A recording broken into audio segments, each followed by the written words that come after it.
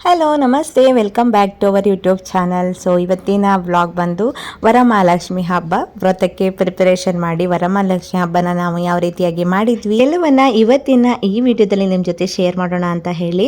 So ಇದು ಬಂದು ವರಮಹಾಲಕ್ಷ್ಮಿ ಹಬ್ಬದ ಹಿಂದಿನ ದಿನ ಬೆಳಿಗ್ಗೆ 6ನ ಇಲ್ಲಿ ಹಣತೆಗೆಗೆ ಪೇಂಟ್ ಮಾಡ್ತಾ ಇದ್ಲು. ಈ ಹಣತೆಗೆ ಇದೆಯಲ್ಲ, ಅದು ದೀಪಾವಳಿಗೆ ನಾವು ಯೂಸ್ ಮಾಡ್ತೀವಿ. ಹಾಗೆ ನಾನು ಕ್ಲೀನಿಂಗ್ ಎಲ್ಲ ಮಾಡಬೇಕಾದ್ರೆ 2 ಹಣತೆಗೆ ಸಿಕ್ತು.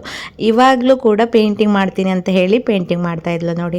ಇನ್ನು ಇದು ಬಂದು ಈವ್ನಿಂಗ್ ಹೂವನ್ನ ತರೋಣ ಅಂತ ಹೇಳಿ ಶಾಪ್ಗೆ ಬಂದ್ವಿ. ಆಗ್ಲೇ ಟೈಮ್ ಬಂದು 9 ಗಂಟೆ ಆಗ್ತಾ ಬಂತು. ಸೊ ಇವಾಗ ನಾನು ಪ್ರಿಪರೇಷನ್ ಸ್ಟಾರ್ಟ್ ಮಾಡ್ತಾ ಇದ್ದೀನಿ.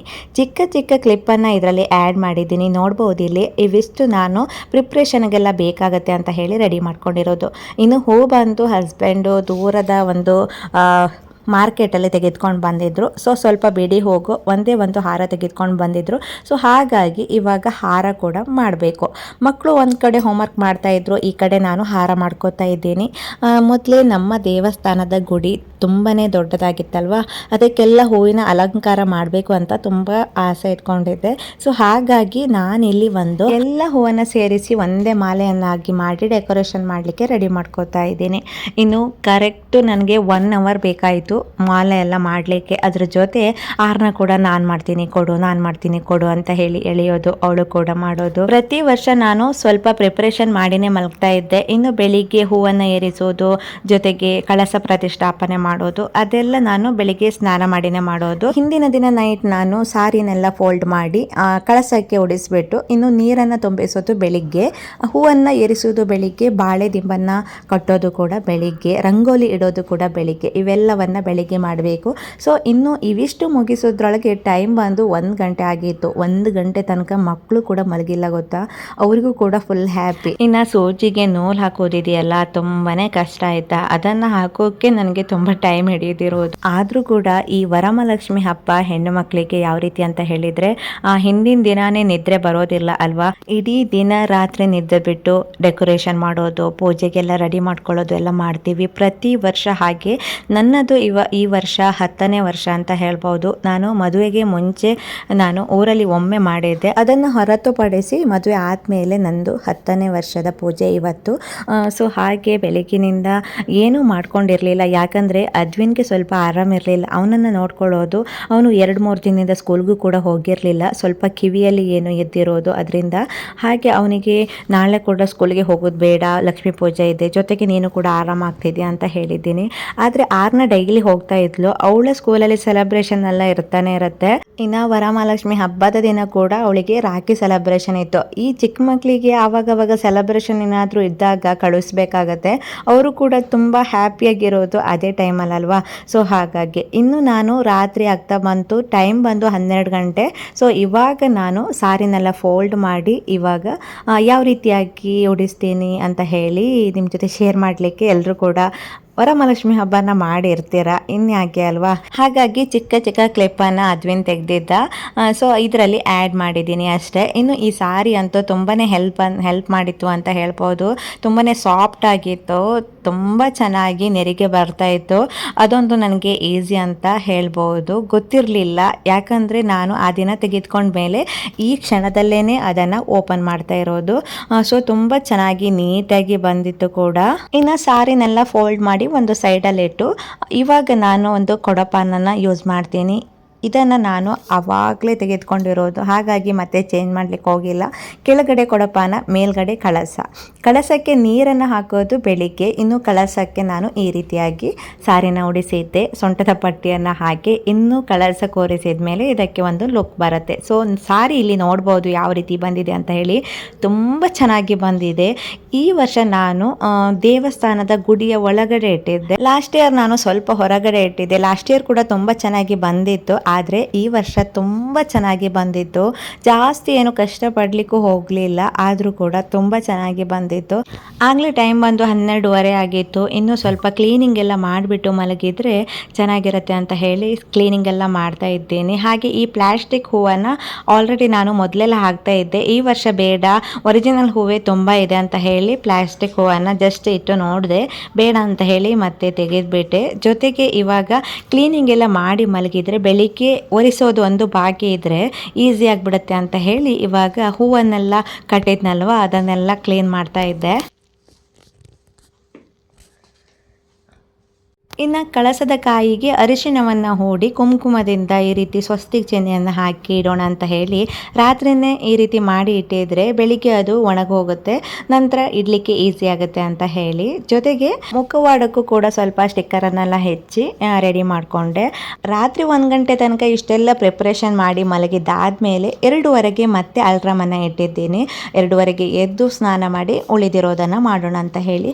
ಹಾಗೆ 2:30ಗೆ ಎದ್ದು ಮೊದಲಿಗೆನೆ ಸ್ನಾನ ಮಾಡಲಿಕ್ಕೆ ಹೋದೆ. ನಂತರ ಎಲ್ಲ ಕ್ಲೀನಿಂಗ್ ಎಲ್ಲ ಮಾಡಿಬಿಟ್ಟು ಇವಾಗ ನಾನು ರಂಗೋಲಿಯನ್ನು ಇಡೋಣ ಅಂತ ಹೇಳಿ ಹೊರಗಡೆ ಬಂದೆ. ಟೈಮ್ ಬಂದು 2:30.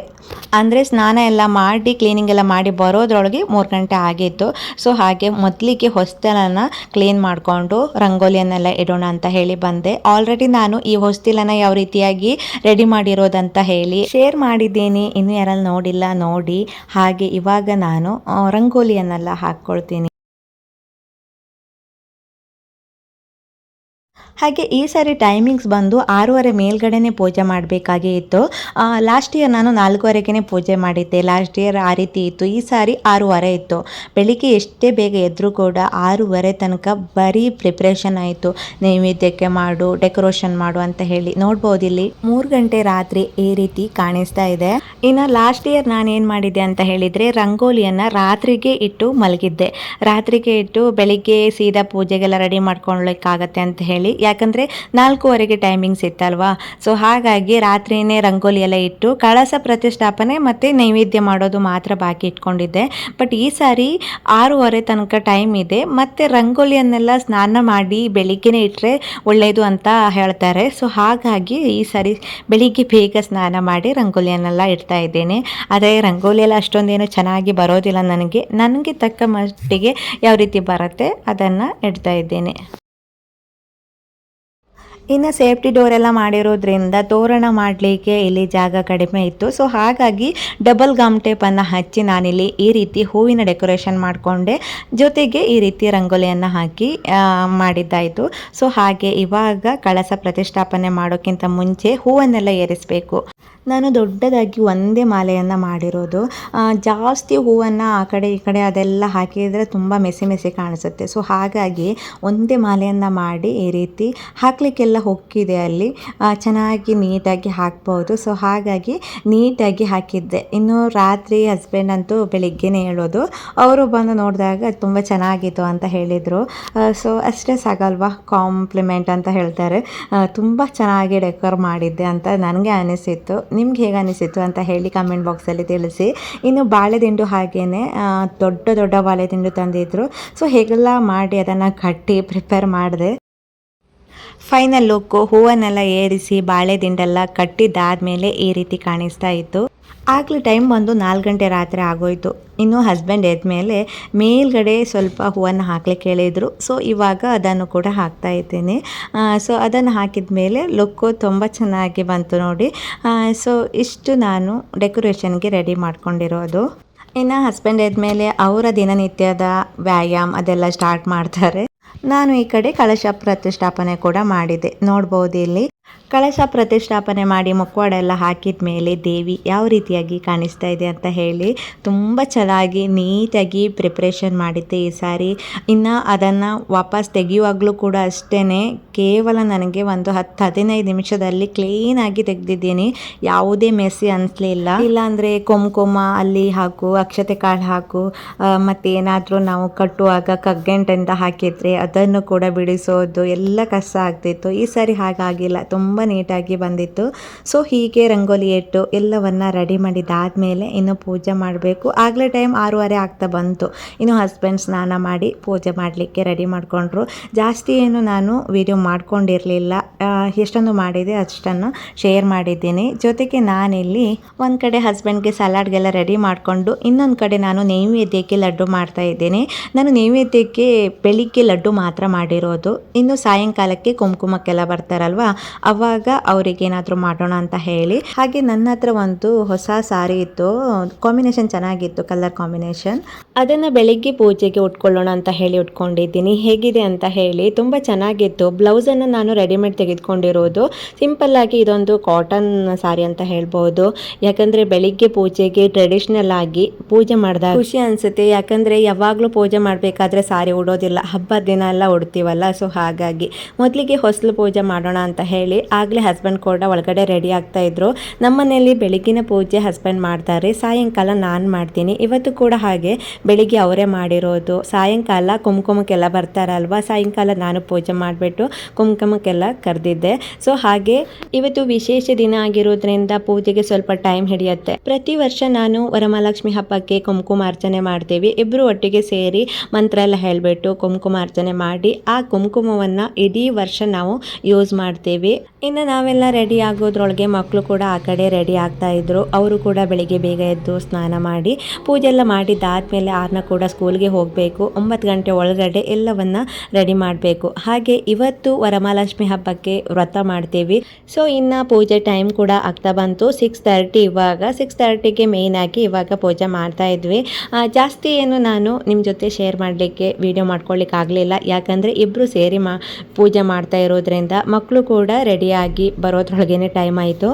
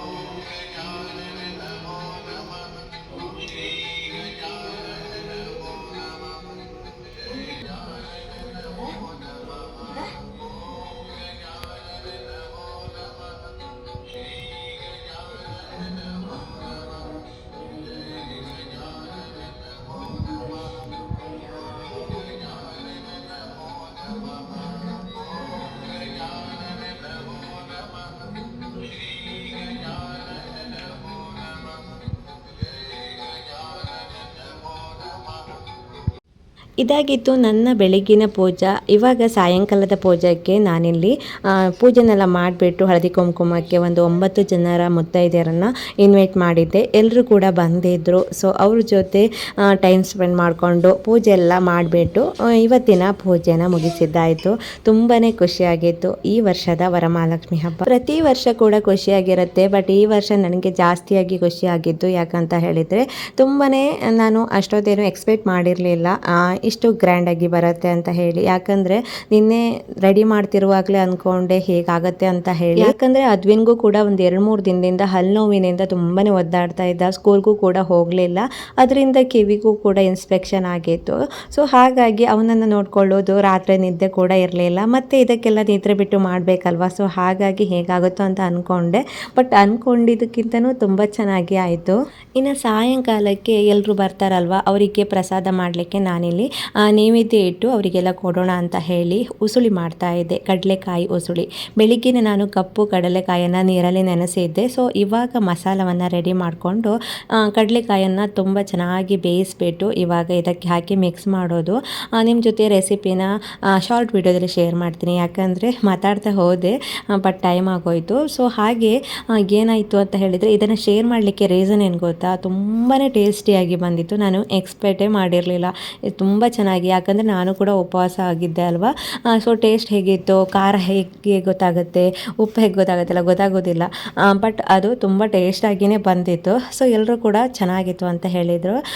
ಸೊ ಇದಕ್ಕೆ ಈರುಳ್ಳಿ ಬೆಳ್ಳುಳ್ಳಿ ಏನು ಹಾಕಲಿಕ್ಕಿಲ್ಲ, ತುಂಬ ಸಿಂಪಲಾಗಿ ಮಾಡುವಂಥದ್ದು. ಫೈನಲಿ ನೈವೇದ್ಯಕ್ಕೆಲ್ಲ ರೆಡಿ ಮಾಡಿಬಿಟ್ಟು ಇವಾಗ ರೆಡಿ ಆಗಿದ್ದೇನೆ. ಸೊ ಹಾಗೆ ನಾನೇ ವಿಡಿಯೋ ಮಾಡ್ಕೊಂಡಿದ್ದೀನಿ. ಈ ಸಾರಿ ಬಾತ್ಬಿಟ್ಟು ಲಾಸ್ಟ್ ಇಯರ್ ನಾನು ದೇವಿಗೆ ಉಡಿಸಿರುವಂಥದ್ದು.